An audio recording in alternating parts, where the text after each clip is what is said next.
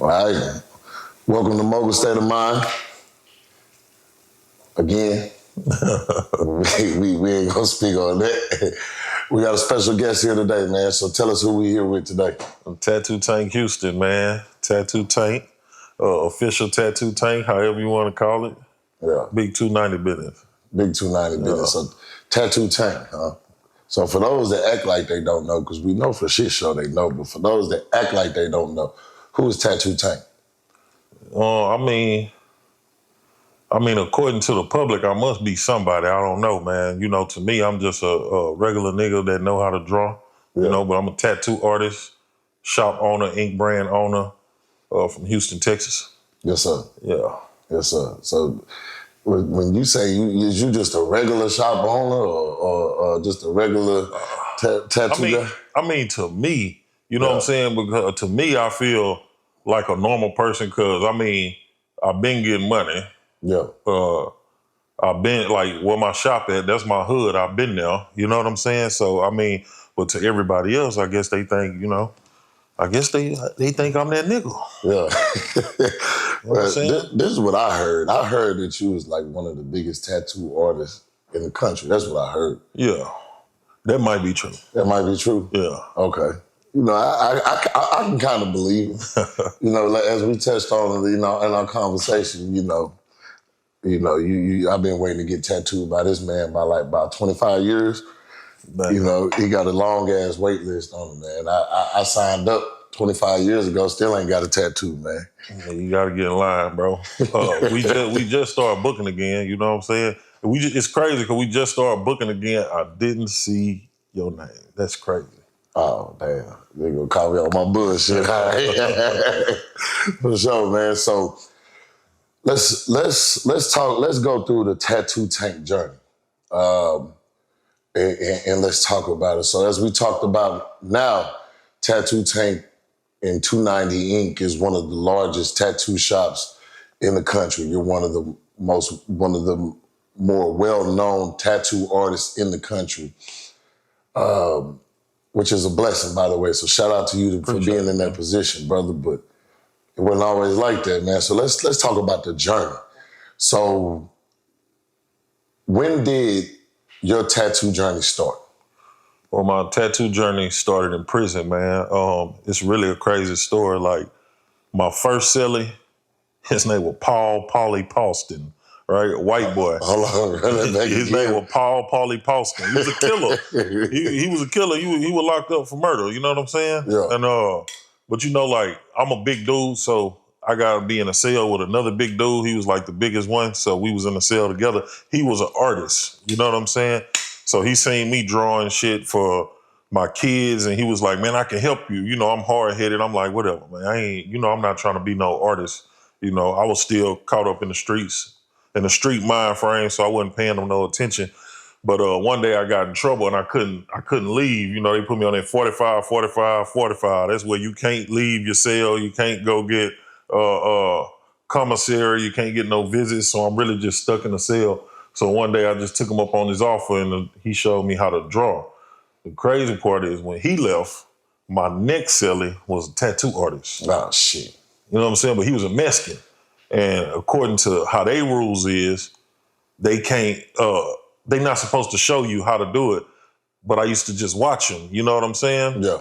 And I used to be like, man, I can draw better than him, so I could probably do that shit. You know what I'm saying? At the time, I had money in the world, so my mindset was like, I need to open me a business. You know what I'm saying? I thought about all kind of businesses, but this tattoo shit, I just couldn't get off my mind. Long story short is, tattoos for me started off as just a prison hustle, but ended up being, my bread and butter.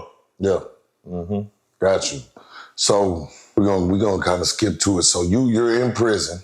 You're doing you kind of picking up on putting the pieces together, stuff like that.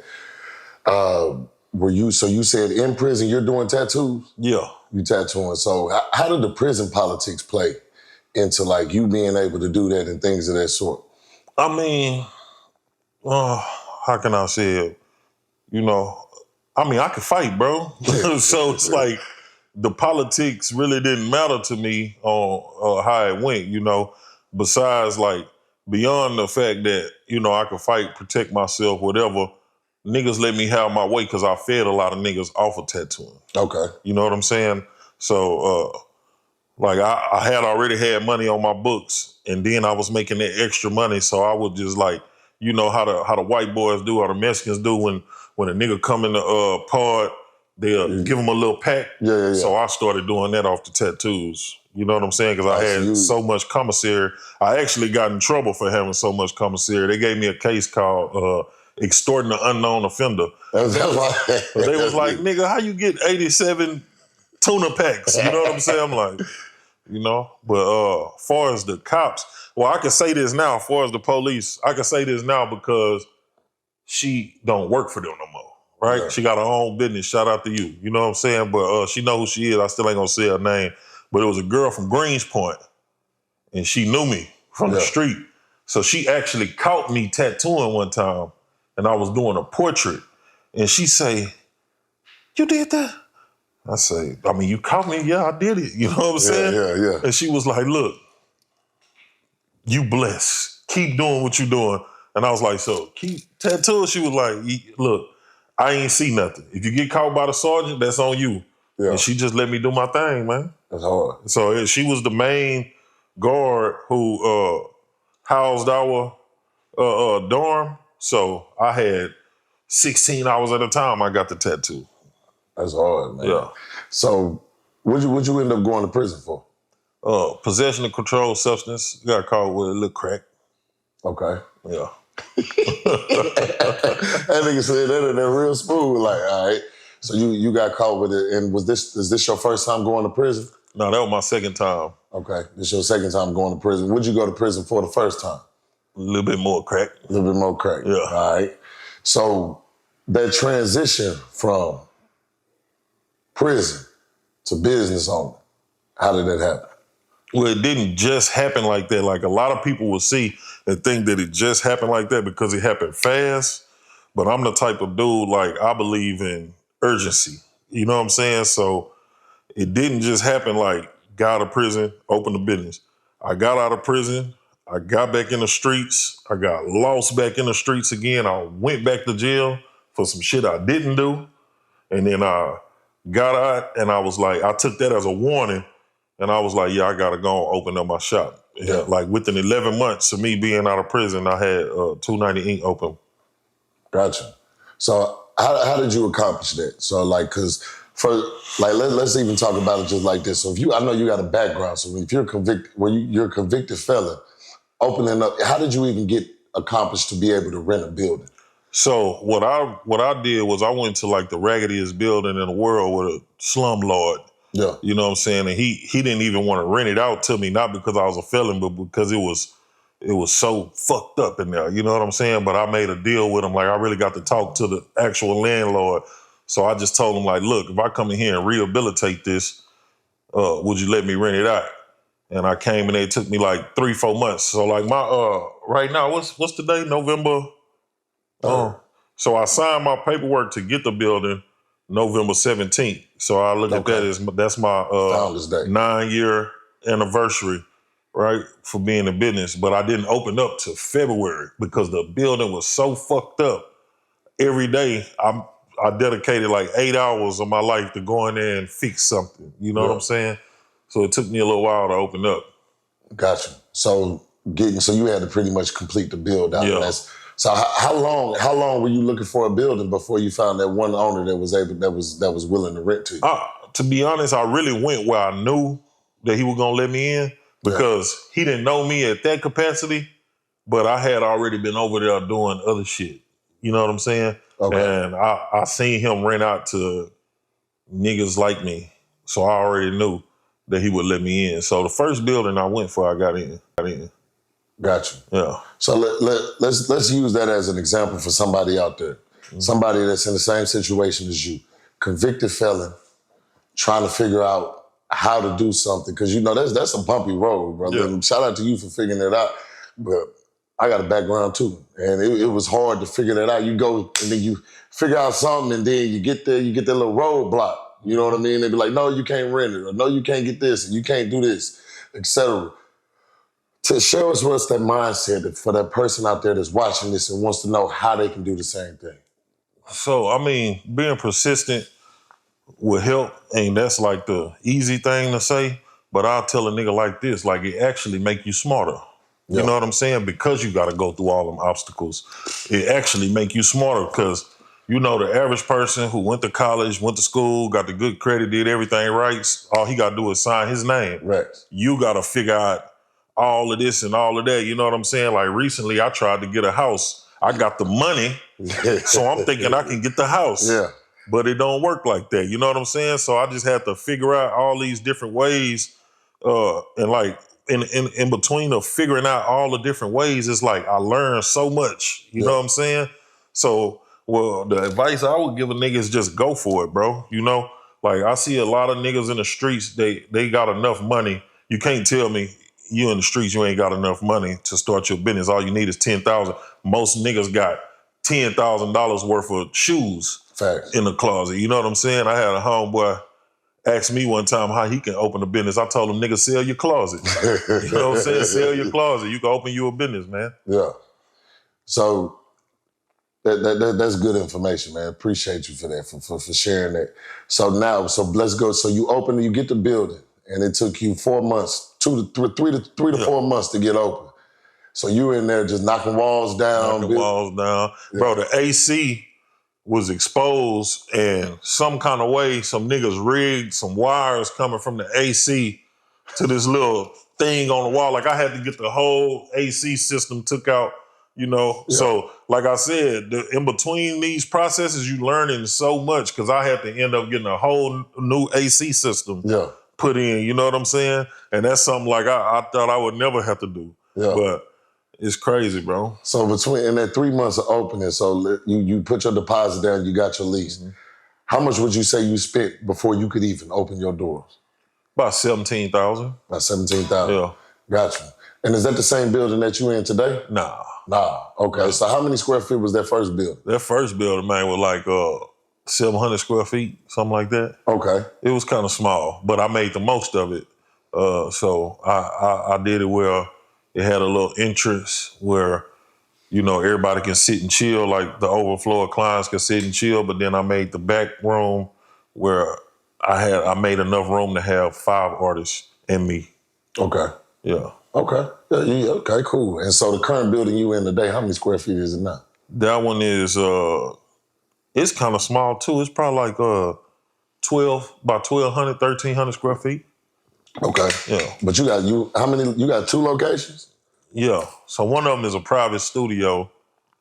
That's probably about 1,500 square feet, upstairs, downstairs, private studio.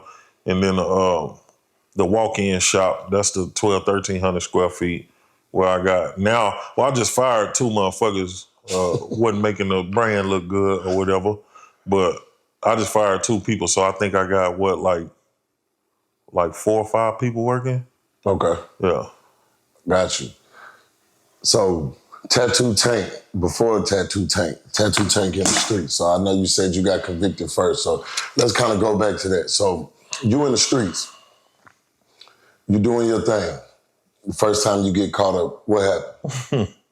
So the first time I was arguing with my baby mama, which I advise niggas like this, hey bro, because this is what I learned. When you argue with your baby mama and you having a bad day and you know you in the streets, don't leave the house.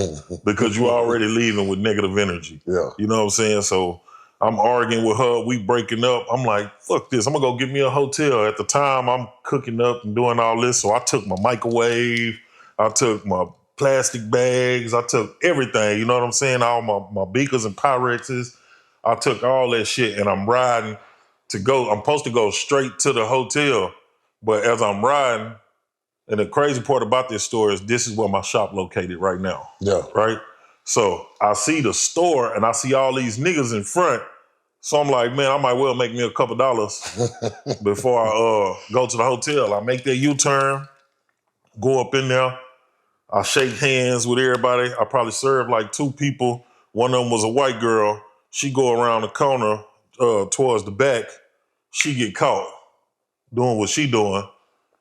and I end up being in a sting operation. Ah, shit. You know what I'm saying? So by the time I put my foot in my car, I look in the rearview mirror, there was laws everywhere. You know what I'm saying?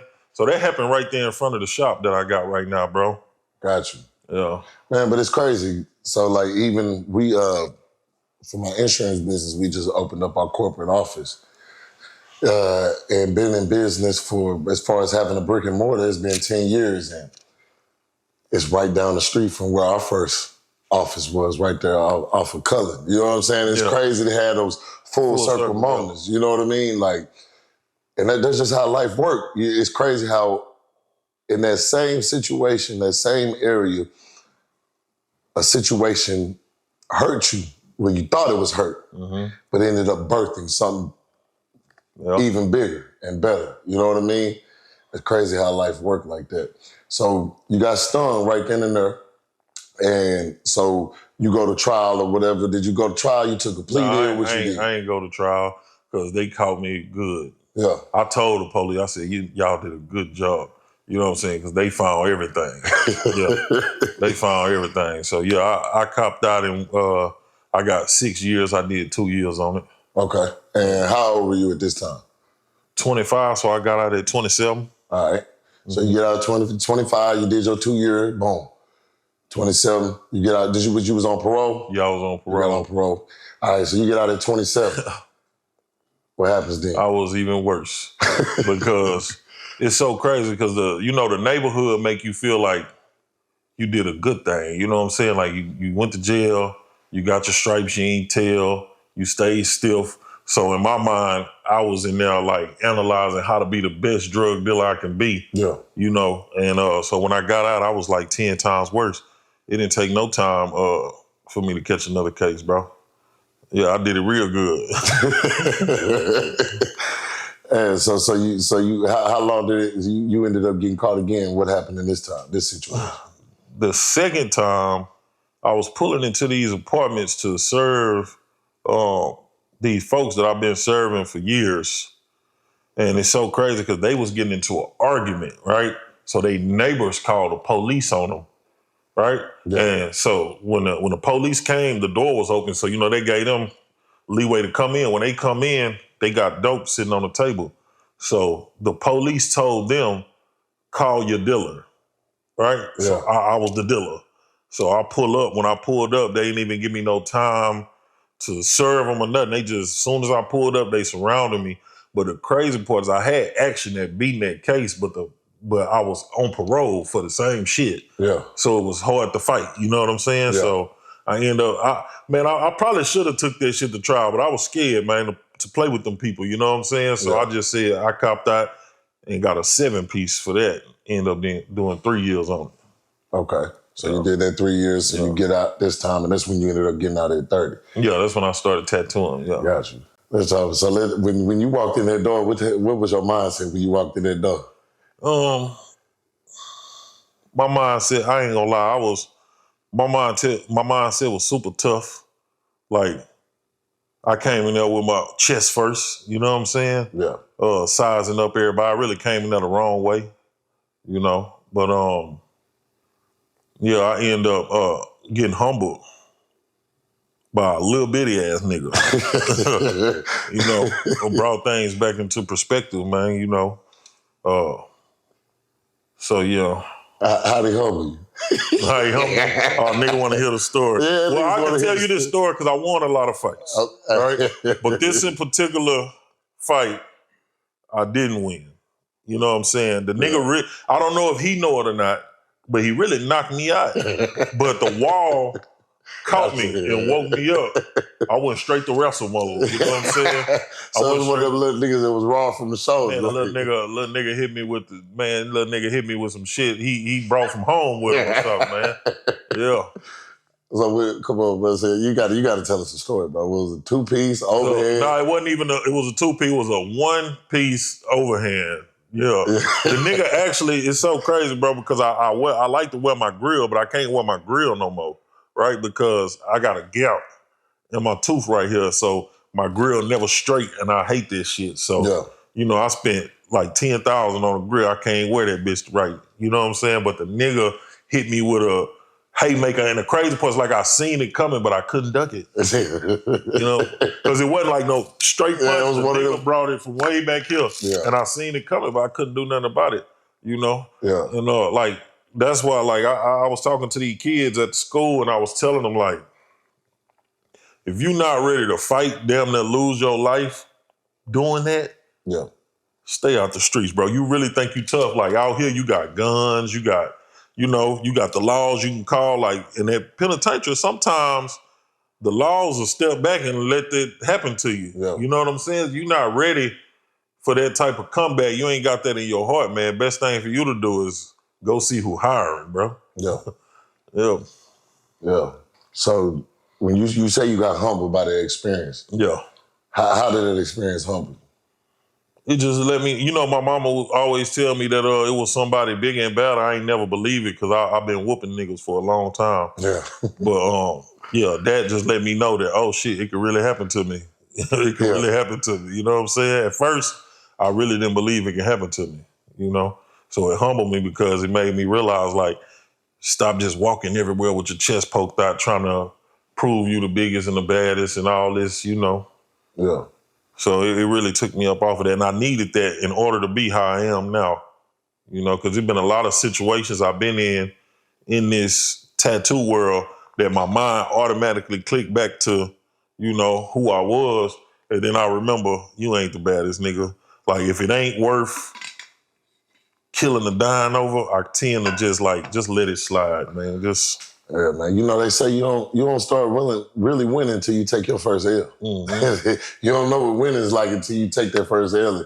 It's crazy you say it too, because I be telling when I be speaking with people, I be telling them, like, I used to be a crash out. You be so worried. We got this foolish pride. We so worried about it. I'll tell you, my best advice, nigga told me, you afraid of getting called a bitch. I'm like, what you mean? He's like, as soon as somebody call you a bitch, you ready to go crash out and do this and do this and do this. Ready to trip out. And all that is you insecure. Most niggas just emotional. Yeah. You know what I'm saying? But most of us, bro, raised by our mama, granny, aunties, so we emotional just like them. You know what I'm saying? Thanks. Like a man, now that I'm a man, I know. True strength is not strength. Not to let that kind of shit bother me. Like, nigga, like, you ain't hurting me, you ain't hindering me, like, you just talking. You know what I'm saying? Thanks. But when you young, you just like your mama. As soon as you hear some shit, you ready to go off. Yeah, that shit ain't, my advice, that shit ain't real, bro. Nah, you acting like a bitch. And when you got a plan, like, I remember, I went back, I just got my little bread right, I'm starting to really win. You know what I'm saying? I go back, I'm from Dallas. I go back to Dallas, I'm in a strip club. And they just put it in the perspective for me. We in the strip club, I'm throwing money. It's a nigga just staring at me. You can feel a nigga just staring at you. Nigga mad. I'm like, I just get look in my head, I'm like, bro, we in here with ass and titties. Nigga and you looking at me. Yeah. Fuck wrong with you? I just looked at that nigga, start laughing. He wanted to square up, all that. I just looked at him, start throwing money, laughing, smiling. And that just made me realize, bro, the only niggas that's really angry is the niggas that ain't got no plan. Niggas that ain't got shit going. But when you got shit going, nigga, you ain't worried about another nigga. Yeah, you ain't worried about this shit. I ain't been worried about a lot of shit in a long time because every day I wake up, I got something to do. Exactly. You know what I'm saying? Exactly, man. Yeah, so a distracted mind is like one of the worst places to be, man. I try to not be distracted, I tend to, like, stray away from people who are distracted because when you get close to people, that kind of shit kind of rub off on you. You know what I'm saying? It's easier for you to get distracted if you fucking around with people who running around distracted, Yeah. So how you came up in the streets, doing your thing in the streets, is there any similarities to how you ran your street, how you ran your street business versus how you run your business today? It's the same shit. It's just a different product. Yeah. It's the same shit, though. It's just like running a trap house, man. It's the same. It's like running a trap house or running some, don't take no offense, world, but it's just like pimping hoes or it's just like selling dope. It's the same shit. The same rules apply. We just doing tattoos. Yeah. You know what I'm saying? So how does it apply? Break it down for the. But I can't give them all my game like that now. No, just give us a simple scenario on how it applies. How does it apply? Like, for instance, like when you're selling dope, you get a trap house, you get it booming hard enough for you to pull back, right? And be the distributor. And you put some little niggas in there and you let them get all the little money and they, in return, bring you the big money. Yeah. Same thing when you get a tattoo shop. I got it booming so hard. There's so many people coming in. Now I get to step back, put some artists in position. Now they clean up all the money and then pay me a percentage. Yeah. Same thing. Same thing. Yeah. So you opened up in February. Let's go back. We're going to go back now. Mm-hmm. So, because now we see where you at today. Actually, let's talk a little bit more about where you are today. So you got two shops. You got the private studio and you got the regular studio. How did you get to that point? Well, let me see. What else do you have going on outside of tattoos? I mean, outside of tattoos, I own the first black-owned tattoo ink company in the world. Okay. And I got my numbing cream. So I got 290ink.com that's really been doing a lot for me. Yeah. Yeah. But, so let's talk about your you say you got black-owned ink company. So tell us explain to us about the significance of that. So it's like, the tattoo world has never been for us. Yeah. You know what I'm saying? According to them. So a lot of times I was seeing people come to my shop just off the strength that they got turned down up the street. Yeah. Like they said I can't get red ink. And I'm like, damn, can you? And I tried on them. And like how I came up with my ink was I bought all the ink brands and I used all the colors, watched them heal over time. It's like a 2-year process. It took me like 2 years to really figure this out. But every brand got a certain color that's good for our skin, right? You like this brand, the blues and the greens are good for our skin, but the rest of them not. And this brand, the reds and the oranges are good for our skin, but the rest of them not. And this brand, the black and the white is good. You know what I'm saying? Yeah. So what I did was I took all them recipes from the ones that was good and healed up the best over time and made my brand. Yeah, you know what I hear when I think about how much it's gonna take to turn these whites only pie in the nigga pie. Yeah. So you did that, and now your brand is the largest, not the only. Yeah, it's the only black-owned ink for us buyers. Yeah, it's the only one. That's hard, bro. That's hard. So how is that doing for you right now? I mean, it's doing cool, but people have a hard time. Our people have a hard time buying from us. Yeah. You know what I'm saying? Yeah. Even though I made this shit with you in mind, you know what I'm saying? With us in mind, that like I get questioned a lot. I really hate it. Sometimes I go off when I shouldn't go off, but I get questioned a lot. They ask me all kind of shit. But the thing is, like, just to set the record straight, the thing is this. It's only 2 ink manufacturers in America. Yeah. Right? That do all the brands that's made in America is made in 2 factories. I'm in one of them factories. So you already using shit, right? Yeah. That from the same facility, the same certifications, everything. So I'm just clearing this up because people ask me a lot of questions when it comes to this. I'm like, damn, I don't think you question the big brands like that. You know what I'm saying? Like, you want me to give you like my Krabby Patty formula and tell you everything that I put in it. You know what I'm saying? But I'm not doing that. Niggas holding my ink up to the light, trying to see what it is. You know what I'm saying? But anyways. But you ain't doing that with they shit. They not doing that with they shit. They just bro. take it and be like, oh yeah, this good. So do you think like, cause like black folks is, let me just be clear. I'm just a realist. I'm not a racist. I'm a realist. And the black folks are operating behind. You know what I mean? Do you think the fact that plays a role into the fact that people want to be like you, people want to be you, that they don't want to give you your credit? Yeah, I think they got a lot to do with it because, I mean, in a sense, I haven't been tattooing that long. Yeah. But I came into this game, I made a big splash real fast. You know what I'm saying? And there's a lot of dudes who been in the tattoo game 20, 30 years and they still ain't figured it out. But the thing is, I didn't come into the tattoo game under white folks. Yeah. You know what I'm saying? I didn't get traditional apprenticeship. I learned how to do this shit in prison, and then I got out and I did it on my own. I never worked in another shop. I never even been in another tattoo shop. You know what I'm saying? And that's why you're successful. I mean, because you got to think about it like this. How, once again, this ain't being racist. This is just being real. How I'm going to learn to do business with black folks and do something for black folks at a white institution? You can't. Because when I first started, I had white boys and Mexicans that I hired, and they was like, man, we don't need to tattoo black people. They don't be having money. I'm like, you crazy. I know niggas spending crazy money. You know what I'm saying? I'm like, you only saying that because you don't know niggas. Yeah. Like, but niggas spend money, man. Yeah. You know, still to this day, at least 75% of my, 80% of my clients, black. Yeah. I know you see all this shit. Yeah. So they spend money. Yeah, I'm trying to add another percentage, nigga. If you ever stop back and bougie, nigga, don't let a nigga get tatted, right? We had our first mix-up during our first interview, so after a while, I'm calling my finna see. And I'm like, hey baby, I'm interviewing Tattoo Tank. She like, who that?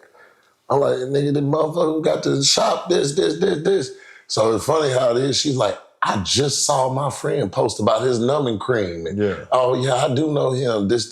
So your products go further than your name, bro. Yeah, so the crazy part, like, I'm having trouble selling the ink right now because I'm selling to other tattoo artists. But the numbing cream, that shit's selling worldwide, bro. Yeah. Yeah, and it's mostly, just like in my business with me actually tattooing, is mostly black women. So shout out to black women. Oh, yeah. Yeah. Shout out to y'all beautiful selves. That's what's up. So let's go back to, we see where you are now. That after you got your doors open, it took that 3 months to get your doors open and that $17,000 initial investment. How did you get clients? First I started off with the strippers, going to the strippers, giving them discounted tattoos. I ain't never do them for free, but I did them for discount. You know what I'm saying? And I wouldn't charge them that much, man. I tell a girl, give me like $150, and I do her whole side of her ass because I know I'm in the business of skin and she in the business of skin. So she gonna go and she my free advertisement. She gonna go and shake that ass and they gonna be like, damn, they're like, the tattoos I was doing on them changed a bitch whole identity. They don't even call her name no more. They be like, the girl with the butterfly. You know what I'm saying? The girl with the dragon. So that was the first thing. The second thing was, when I got out of prison, I came through a program. So everybody that I was locked up with kind of got out at the same time. So I used to go live, right, all the time. And when I was locked up, I would tell niggas like, you know, when you get out of prison, niggas ask you, man, how can I find you? How can I find you? I was telling niggas, just Google Tattoo Tank Houston. You know what I'm saying? Some niggas thought I was tripping. You know what I'm saying? But some niggas actually did. Yeah. When they did, they popped up on me. You know what I'm saying? And I would go live on Facebook. And they'll share my shit and tell everybody, oh, this nigga was doing tattoos down there. So that shit spread my name too. Yeah. Yeah. But I attacked the internet when I got out, bro. Yeah. That's the main thing overall. But that's all the tactics that I use. Gotcha. To get my name out there. Gotcha. How'd you know how to do that? Like what within your entrepreneurship, we ain't gonna call it, I'm gonna call it entrepreneurship. Your street pharmaceutical. It's still like the same thing. Like when you hit a corner, back in the day, you know, before we had these cell phones popping or whatever, you write your phone number down 100 times. You know what I'm saying? You hit that corner, you give it out to everybody that look like they need it. Yeah. You know what I'm saying? And shit, we just got them this way. I always made an emphasis to keep my address out there. You know what I'm saying? Like 3610 Mangum Road, Houston, Texas, 3610. You know what I'm saying? I said that so many times. Matter of fact, still to this day, I say it in almost every video. You know what I'm saying? To the point where it just like burnt in your mind. I used to do the same thing when I was hustling. I'd tell them my phone number to the point where smokers knew my number. They could just call me off the payphone. You was on that Mike Jones. Yeah, you got to 281-330-8004. You got to put it out there, bro. Yeah. So that's what I did, man. I put it out there. Got you. So how long did it take to get consistent clientele? And like, let's go. So I know, matter of fact, when you open up the building, like, was that all your bread, or did you have to work with anybody? Anybody like what? So yeah, I ended up I ended, like when I first opened up, I ended up falling off or whatever. Because I opened up during income tax season. I didn't know. I really thought it was me that was just popping like that. And but another time I got humbled. It slowed down for me. And then I went to my partner and I asked him for some work so I can get back in the streets and get busy. And nigga turned me down and paid my rent or whatever. And we ended up in business together. Gotcha. Yeah. So when he turned you down, he ain't let you get no packs, get back in the street. Nah, he ain't let me. That was some real shit that he did, man. Shout out to that nigga Lil D. But yeah, he didn't want to see me in the streets. The nigga kind of like told me like, bro, you the only one over here doing something legal and good for everybody to see. So I don't want to see you back in the streets. That's real. Yeah. Yeah. That's hard, bro. So then he ended up helping you then, and then boom. What happens after that? Well, I try to explain it the best because I'm still like me and a nigga, we kind of cool, but standoffish kind of cool, because the best way to describe it is we two sharks. You know what I'm saying? And so we can't be in the same fish tank. Yeah. You know what I'm saying? He got to go do his shit and I got to go do my shit. You know what I'm saying? He an alpha, I'm an alpha. It's kind of hard for us to be in the same room and contained by each other. Like we can do business, but from afar. Yeah. You know what I'm saying? Gotcha. So he blessed your game and then you got your business back rolling. How'd you get the business back rolling after the income tax season? Shit, he was probably like the motivation, man, because I feel like the nigga tried to put the clamps on me that he helped me. So I had to hustle hard as I can to get from up under that shit. You know what I'm saying? Like, nigga ain't never gonna be able to say he did something for me. Yeah, I ain't getting to this shit to be working for nobody. You know what I'm saying? Or making a nigga think I work for him or no shit like that. Like I tell niggas all the time, my daddy a boss. So if I want to work for somebody, I go work for him.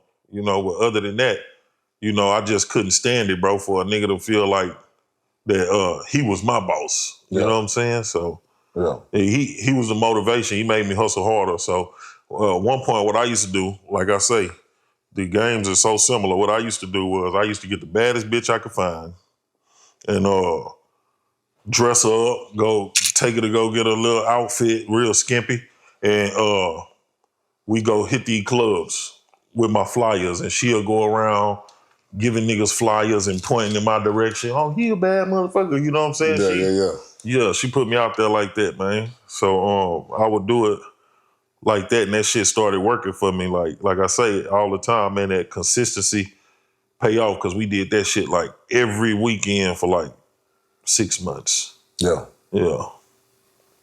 Gotcha. So how long did it take you? Like, when did you reach that point in business where you knew, like, God, okay, this different. Like, nigga done made it. Well, I kind of had already felt it from the beginning because initially when I was locked up, I know it's just commissary, but I'm thinking like an entrepreneur. So I'm like, God damn, these niggas willing to give all this shit up just so I could draw their grandmama face. Like, so a nigga, like I seen a nigga get a tattoo from me and he couldn't even eat that night. Yeah. So the same food he gave me, I had to bust it down with him. You know what I'm saying? So he could eat. But he put that shit on the line just because he wanted that portrait so bad. So that kind of like opened my eyes up to like, oh, this some shit right here. So you was already prison rich. So let me ask you this. What's the most thing you done got in prison for a tattoo? For a tattoo, man, it's hard to say because I didn't really do it like one big whop. I'm not the type of nigga that try to get rich in one whop. It's like I had it rolling in so consistently, bro. It was so hard because I'm fast. You know what I'm saying? And I wasn't just doing tattoos. I was cutting hair and I was drawing boards. Oh, man. Now the boards, I developed a system in there like this. Like I would draw a portrait, right, for $20. And I could do that portrait on the board in like 45 minutes. And then niggas know $20 in prison go a long way, especially in an hour. You know what I'm saying? So I would take that same board, give it to this Mexican so he could do the background for $5. So I bust the money up like that. So it was hard to say what was the biggest because I had any given time I was working on 4 boards, doing the tattoo. and then finna cut 2 heads. You know what I'm saying? So it just was every day though. Every day. So that shit started piling up. Like I had my locker and like 3 other niggas that was indigent. I had they lockers too. Gotcha. Yeah. Gotcha. So were you always into drawing and artwork and stuff like that? No. I drew when I was a kid, but you know, when I say a kid, I'm talking like 10, 11. But by the time I was 12, I was acting bad already. Yeah. I went to jail my first time at 12, bro. So, you know, I started off stealing radios and breaking into cars and shit like that. So I started off real early. Yeah, Gotcha. drawing, I ain't think about this shit. Gotcha. So when you, and I know you felt like, so you pretty much, you saying you was already rich in your mind, you good when you doing tattoo. When in your business journey did that time come when you just like, you looking at your account and you like, God damn. Oh, I'll tell you that moment I had, bro, in this tattoo world was during COVID. Yeah. It's like for that little time frame where everybody was in the house, they made me shut down my shop, and I seen all the other artists like, oh, we shutting down the shop, we not gonna work. I threw a curtain over my window. You know what I'm saying? I was like, fuck that, I'm gonna do my thing. But then the health department actually came to the shop and was like, you gotta shut it down, right? So I ended up going to people's houses, pulling up to people's houses, and I had a $500 minimum to pull up to their house. But everybody's house I pull up to, I was making like $1,000. The thing was, every day I would do the same shit over and over and over. I wasn't even getting no pussy. I wasn't going out to no clubs. I wasn't doing no extra curricular shit. Like every day I wake up, take a shower, get dressed, go straight to somebody's house, tattoo. Do that shit all night to 3, 4 in the morning, repeat. I ended up one time, I used to just come home, put my money on the dresser. And then one day I put my money on the dresser and the shit fell off. And I was like, man, let me count this shit. Yeah. And this is all money I made for like a month. It was like 60 bands. Yeah. And I was like, damn, I made 60 bands from tattooing. Yeah, I'm fucking with this. You know what I'm saying? Yeah. So I made 60 bands in a month from tattooing, man. Hand over fist. Yeah. It's hard. It's hard, bro. So what'd you do after that? I went and bought me some shit. You know what I'm saying? Because before that, I was, I don't know if you ever heard that little Boosie song, how you say Dickies and T's till I hit my first 50 G's. Yeah, but that's how I was, man. Like every day, I would wear my little 290 shirt with some regular jeans, some regular little Nikes every day. Haircut. Same shit, no haircut, none of that. But once I seen, oh shit, I got like 60 bands, man. I got me some Balenciagas and some, you know what I'm saying? Put me some little diamonds in my ears and shit, you know? So yeah, I went and splurged a little bit. But I'm the type of nigga, I splurge. Like you might see all this shit, but this is over time. Yeah. You know what I'm saying? Like I buy shit in moderation. You know what I'm saying? I could go 5, 6 months without spending nothing, doing nothing. But then when I go, I done saved up so much, I go ham. You know what I'm saying? I'm the same way, brother. Like I be telling people, like I ain't start buying no Gucci. I ain't buy no chain, no watches, none of that till I was in business for 5 years. Yeah. Shit, you know what I'm saying? I'm making high 6 figures, $1 million for 5 years, $1 million a month for 5 years consistently before I went and bought a motherfucking designer anything. That's how it's supposed to be. Yeah. Some niggas be premature balling though. Soon as they touch the money, they go spend. That's how you end up broke. Real talk. Real talk. You know, so I like to make that money spread for a long time. So sometimes you gotta chill, bro. You gotta sit your ass down and chill. And niggas have a hard time with that because it's really like your vices. Niggas love pussy. Niggas love impressing other niggas. Yeah. You know what I'm saying? Sometimes you gotta put that shit to the side. Every man gotta do it. It's just all about when you gonna do it. Yeah. Yeah. And, you know, it's kind of like we talked before. You know, like they always try to down us black folks for wearing jewelry and fine garments and shit like that.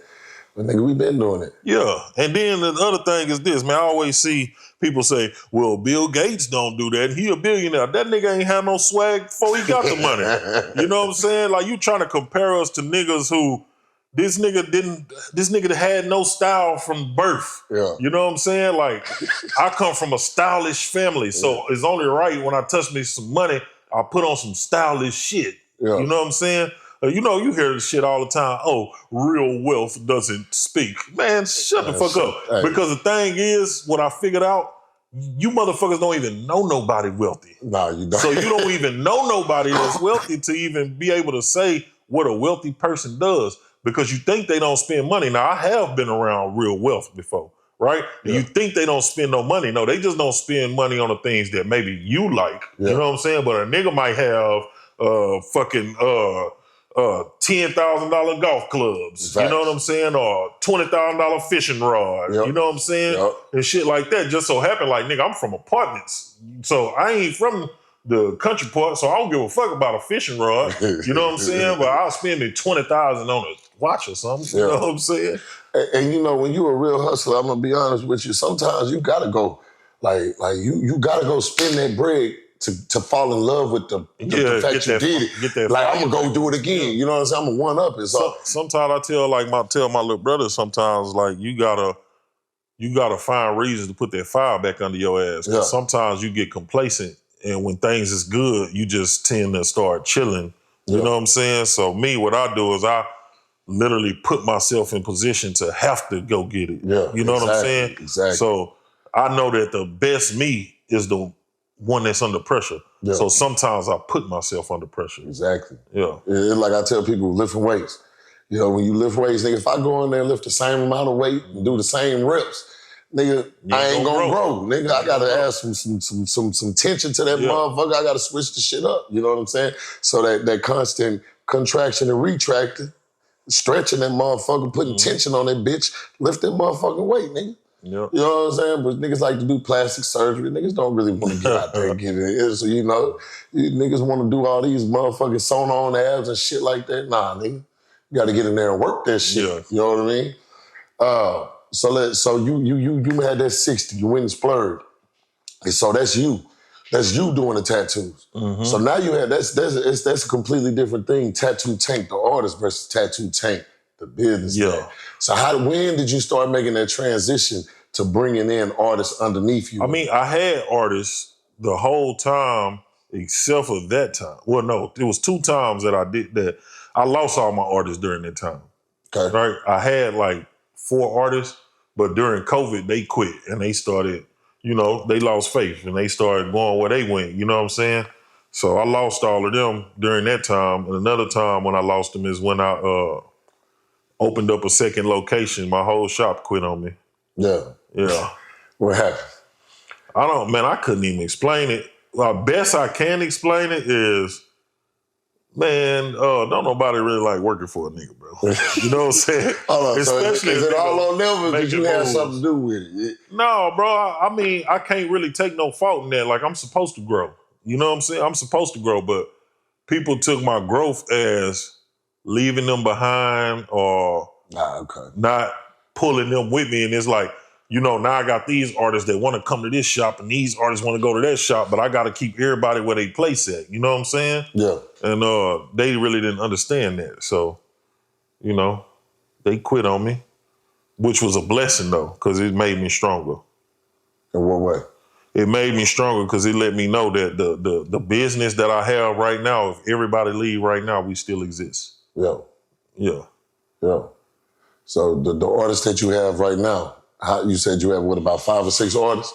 No, so about 4 artists and 1 assistant. No, hold on, man, I gotta count. Cause I got Jake, I got Dundada Tattoos. I might well say their name. Dundada Tattoos, Ayo Tattoos, Jordan Tattoos, Tattoos by D, and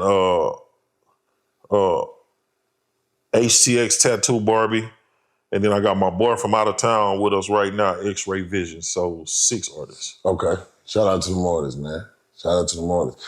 So what made those artists, what do artists get? What do they benefit from working with you? What they benefit working with me is like the overflow of clientele that I have. Like I just said, the boy X-Ray just came down and started working for me, right? He from Virginia. He just now seeing it, right? In my shop, you don't have to have no clientele. You post up, and if you're able to do the tattoo, you will make money. I always say, because I started this class called 290U, 290 University. You finish this class and you come work for me, I guarantee you to make six figures. Because it is that easy, because I already set the system up. If you come work for me, you will make six figures a year. There we go. That's what I'm talking about. So your artist guaranteed to come make six figures working. Guaranteed, right off the rip. How many people can say that? I don't know. But at 290, yeah, that shit happening in real time. Yeah. Hey, man. You come sit down that motherfucker, man, and accidentally have a $5,000 week. Yeah. What them new niggas say, what y'all say? Hey, pop your shit, twin. That's hard, brother. That's hard. So, how does it feel creating a system where somebody can just walk in and off the strength of what you put in? Man, it's like it's bitter and sweet, because it's sweet because I'm able to help people help me. Yeah. But it's bitter because I'm also helping people help themselves. You know, because some people will just come in, and as soon as they feel like they in a position, you know, oh, I didn't save my first $20,000. Now they want to burn off and go do what they do. You know what I'm saying? Which Steal your clients and start talking shit. The thing is like this, bro. You can't do me better than I could do me. You know what I'm saying? Yeah. And it's kind of like, that's what happens a lot. People see me, I guess I make it look so easy that they be feeling like they can do the same thing. And I'm not against people going to open up their own shop, but I'm saying we stronger if we together. If I already got a system in play where you come in to make money, why would you go be a broke boss when you was a rich worker? Yeah. You know what I'm saying? But you got people, they would rather that, you know.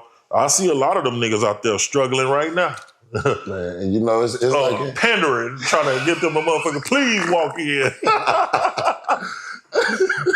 Yeah, it's like, I be seeing them. I see you, nigga, you out there, boy. Niggas will do anything to tattoo right now. You talking about you need a session, you go to one of them niggas right now. This nigga stupid. Yeah. I went through some similar shit, man. You know, niggas don't realize, though. Everybody see them when the money good, but they don't realize what about what one client did. That time when the client called into the bank and dispute the charges. Do you got enough money? Do you got enough money to float that? Yeah, but it's so many different ways that they don't understand, bro. Yeah. You know, and like at my class that I have, 290U, I teach them all the way from the bottom to the top, because I don't just teach them how to tattoo. We teach them the business of tattoos and the business of social media and promoting yourself and marketing yourself as well. You know what I'm saying? And now I done got to the point where it's like, I don't even care. Like, you know, long as you come to my shop, you get under contract, because I know what you're going to get. Yeah. You know what I'm saying? And you got a lot of people who really don't understand. Like, I just had this girl, she was supposed to come work for me, but her mama told her, hey, if he charging 30 or 40%, don't work for him.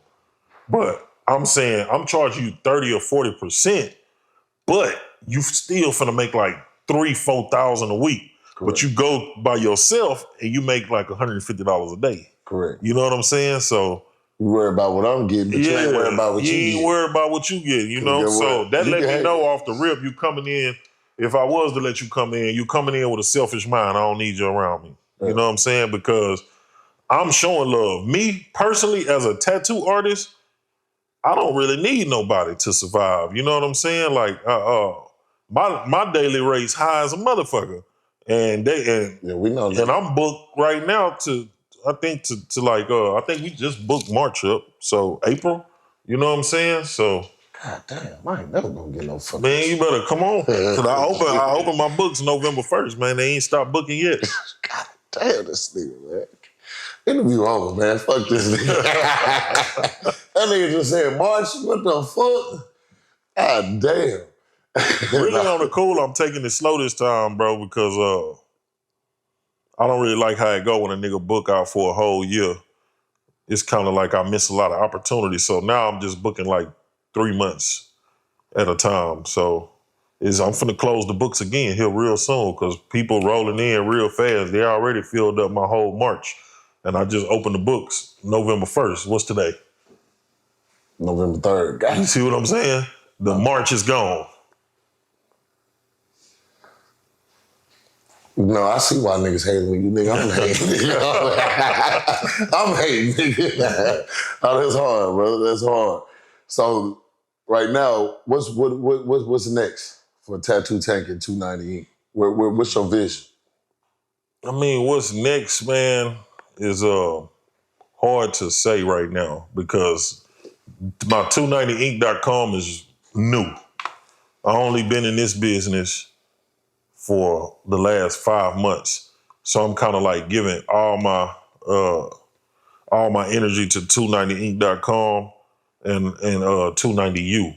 Now we finna do 290u a different way. We finna start selling the courses online. Right now we doing them in person, but we finna start selling them online. So the things that I already got up is what I'm focused on right now. Yeah. Yeah. Yeah. And so that's the 290U, the Dumb and Cream, and then the ink. Yep. The ink. Yeah, because that's the shit that's gonna retire me.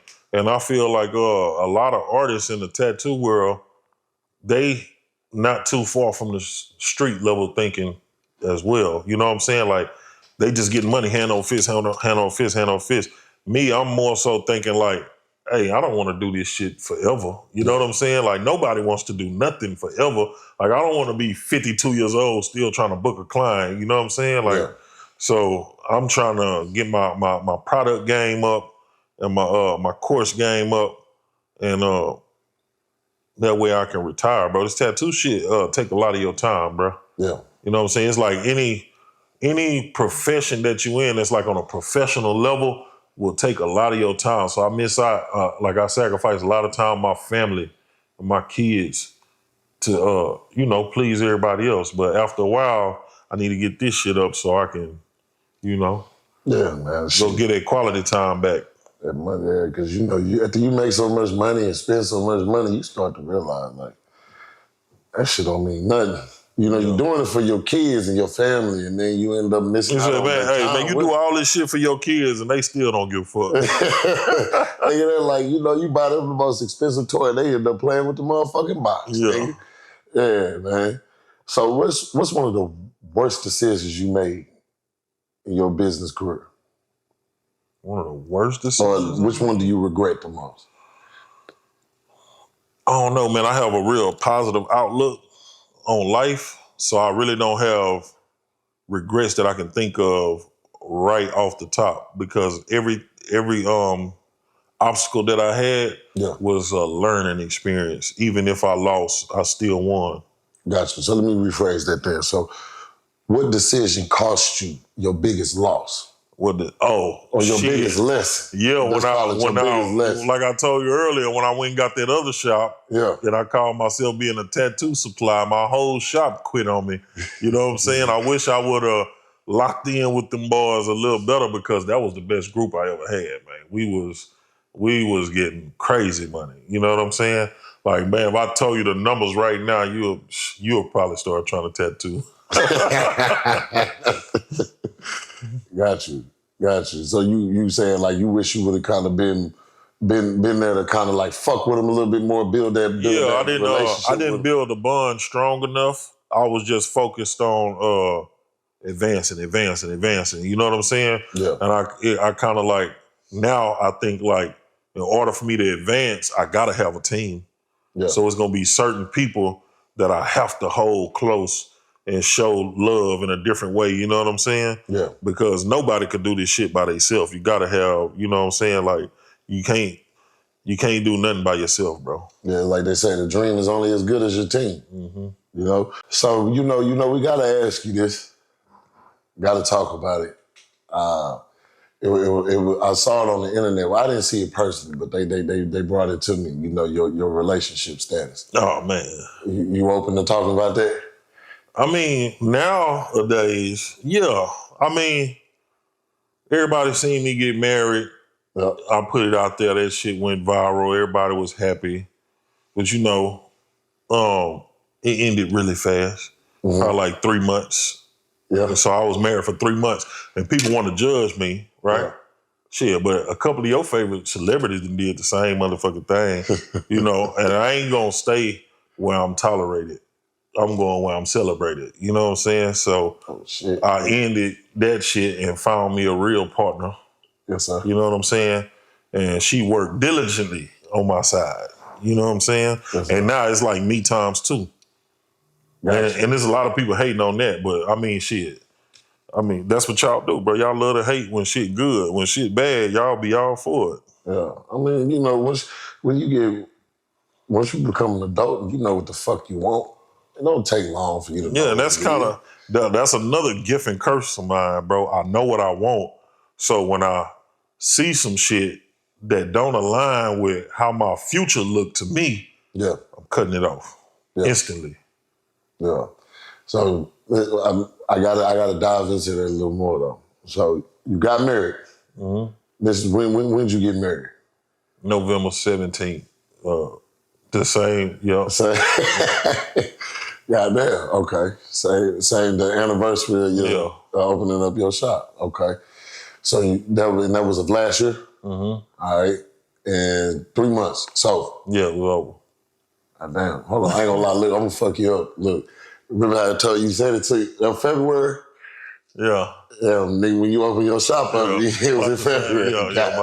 Yeah. That's crazy. But all right, so why did he not realizing that? Yeah, that's nigga, hey, bro. Everything connected. Everything happened for a reason, bro. So why?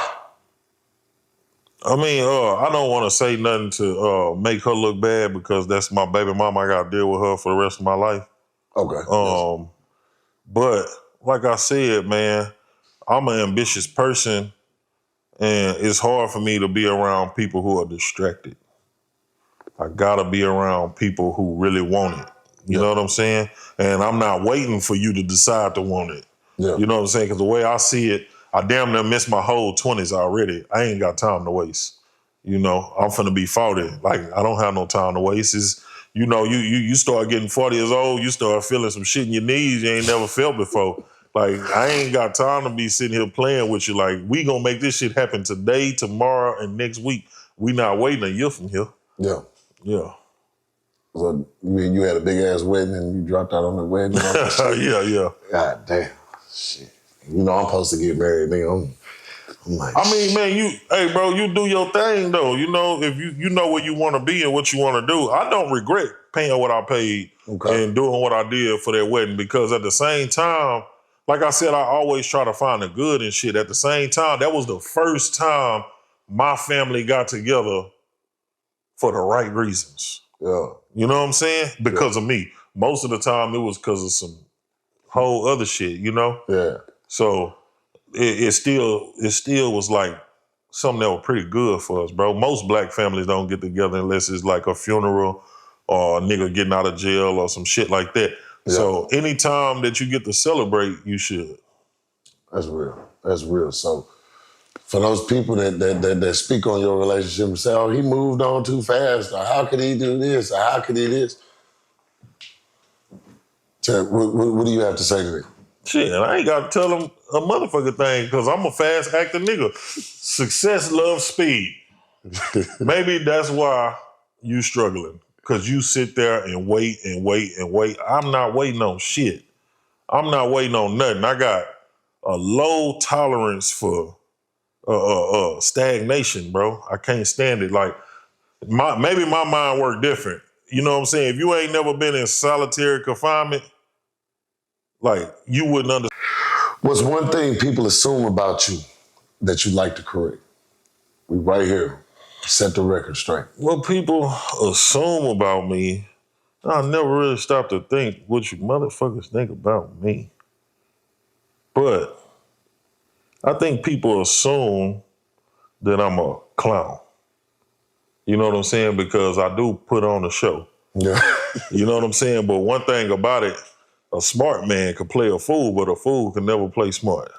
You know what I'm saying? I'm very studious, if they didn't know. But if you don't know me in that capacity, we'll never have that conversation. Yeah. You know what I'm saying? So, yeah, that's Yeah, a lot of people think a nigga crazy, but I'm like, that's crazy that you think I'm crazy and I done made millions of dollars doing what I do. You can't be that goddamn crazy. Yeah. Shit, nigga, either you is crazy. The problem is you ain't crazy because every successful person crazy. I mean, well, let me I get rephrase. what you said. Not crazy, but I ain't stupid. Yeah. You know what I'm saying? I ain't They no think fool. you dumb Yeah. or some shit. You know what I'm saying? Like I say, when they see a nigga with all this shit on, automatically they mind thinking, oh, look at this ignorant nigga. Look at this nigga that do this. And they're like, nigga, I live in the suburbs. You know what I'm saying? I live in the suburbs, nigga. And I own most of everything that I got. So if that's foolish, then, you know, shit, I guess it's what it is. All right, man. I got two. Before we wrap up today, I got two more questions for you. What's your favorite tattoo you've ever done? Damn. Yeah, I had to fuck you up. Man, what's my favorite tattoo I ever done? Yeah. I get a new one every month.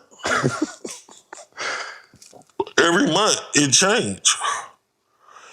I wouldn't say I have a specific favorite tattoo. I just love my favorite shit to do in tattoos is what they say can't be done to our skin. Like if you go somewhere and they turn you down and say you can't get all these colors, I love to put them colors on you so that you can go back and show them, well, shit, he did it.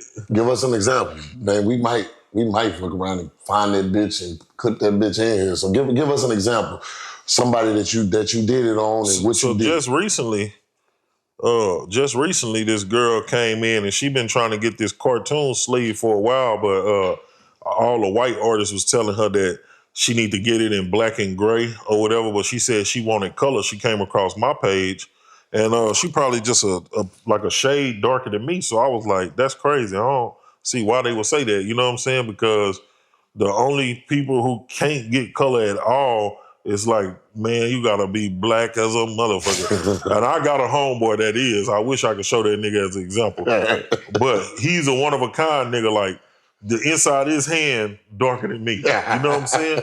But she was just like one shade darker than me, bro. But they told her she couldn't get color. So I put that color on her, man. That shit vibrant, looking good. She was happy, you know what I'm saying? Yeah. And she wasn't tripping about paying top dollar because she got turned down all them times. And I always put on my like in my advertisement, I'm gonna turn you up before I turn you down. Yeah, that's real. That's real. So what kind of piece did you do on it? What'd you do for it? It was like a Pokemon and a Tasmanian Devil and a Bugs Bunny. Okay. Yeah. Gotcha. And so, damn, I forgot my motherfucking question. Hold on. Shit. Hold on. Damn it. I shouldn't have been reading this motherfucker. That bitch had popped up in my head and I done forgot the motherfucker. I'm sorry, bro. Oh, good. Old ass nigga. God damn. It was a hard ass question, too.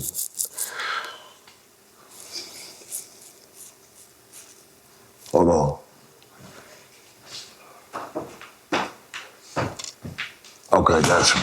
So, I'm gonna read with this. So, has there ever been a tattoo request that you turned down? Yeah. It's been tattoo requests I turned down. It was some wild shit. Yeah, I ain't tattooing no nigga from here. I tattoo like your thigh, like right here. You know what I'm saying? Like at the top of your knee type of tattoo, but like right here and up, like to your waistline, I'm not tattooing you. Yeah. That's just what that is, you know. Nothing against you. You know, I got a gay nigga work at the shop, so you can't say, you know, I ain't got nothing against gay people. I'm just saying I don't want to do it. Yeah. You can still get it done at $290. I got all kind of people working there. Yeah. Got you. And so like one of the biggest things that I can say about you is most people that are celebrity tattooists tattoo celebrities. Yeah. But you like a celebrity that's tattooing. Yeah. You get what I'm saying? Like a lot of your client base, they're not celebrities. No, they're not celebrities. But a lot of people kind of mix that up and think that I tattoo celebrities, but I probably tattooed 2 famous people since I've been tattooing, period. Yeah. Well, 3. But I ain't really. I don't know, man. I was just talking to my girl about this shit, man. Like the celebrities, they don't fuck with me or something. It's like they want a nigga that need them. Right, you know what I'm right, saying? right. It's like they be like, I give you a shout out, nigga. I give you a shout out. You know what I'm saying? Like because it's some people who know me who don't listen to rap music. You know what I'm saying? Or whatever. Whatever kind of celebrity you is. So I got the same kind of a cult following that them niggas got. So it's not really important to me that I would go out my body to tattoo you. Yeah. You know what I'm saying? Like, I got a private studio. I tell niggas all the time, like, nigga, Pooh Shiesty hit me up the other day. And he wanted me to drive to Dallas. I told that nigga my price. Man, nigga left me on scene. You know what I'm saying? I was like, damn, man, I thought that nigga was getting money, shit. Yeah. But even if so, the craziest part about it is my regular clientele paying that same shit. I didn't overcharge him or try to stick him for no money because I'm already making money, so it wouldn't matter, it wouldn't make no it wouldn't be a good thing for me to overcharge you because I'm already charging, nigga. You know what I'm saying? So I guess that's probably what he thought or something, but shout out to Pooh Shiesty. Yeah. Man, so that just says a lot about your skill set and how you constructed your business to charge regular people the same price that you'll change a celebrity and to be able to boom it, man. So I'm just not going, my bad cutting you out. No, you good, bro. But I'm just not going to do what you niggas want me to do. You know what I'm saying? That shit it really get under my skin, bro. Like the celebrities, they hit you up 3 a.m, come to my house. Man, I'm going to give you a shout out. Man, that's too much money. Like, you niggas got more complaints, bro, than like a motherfucker, like bitches, bro. I really hate it on the cool. You know what I'm saying? If it's up to me, I would say, like, nigga, just don't hit me, bro. You know what I'm saying? Because I don't even need you, like, to be honest. Like, it's not a thing where I'm chasing celebrities for me to get on. Like, nigga, I put myself on already. Yeah. So I don't need you to help me get on. Yeah. You know what I mean? Yeah. That's hard, man. So before we wrap it up, man, what's one thing you want to say? What's one thing you want to get out there when we end this thing? What you want to end on, brother? Man, I'm gonna end it like this by giving y'all flowers, man. You know what I'm saying? Here, mogul mindset, because not a lot of people keep their word, right? So when I see niggas that keep their word, that tells me a lot about them. That we just now meeting, but we will have a fruitful relationship because you keep your word. And like I say, a lot of niggas just be talking. Yeah. You know what I'm saying? I got a couple interviews out there right now. Nigga ain't never even try to get me right. You know what I'm saying? But y'all did that. I respect that. Yeah, man. We're going to speak on it or we ain't going to speak on it? Man, it don't matter, man. These niggas ain't recorded me right the last time, man. God damn. But it's all good. We here now, man. They ain't, just to touch on it, man, we had some technical difficulties with our first go-around, man, and we ain't get the audio in, but to this man's point, man, shout out to him, man. He pulled back up. We got this shit right, man. So, Tattoo Tank, brother, I respect you. Much love and blessings to you, bro, and I appreciate you for fucking with us, man. Already. Yes, sir. All right. Yes, sir. Oh, yeah. Get a little drop. Okay. Yeah. The Mogul continues. Okay. Yeah. This Tattoo Tank Houston, I'm here at Mogul State of Mind, man. What'd you say? Mogul continues. Okay. This Tattoo Tank Houston, man, I'm here at Mogul State of Mind. The Mogul continues.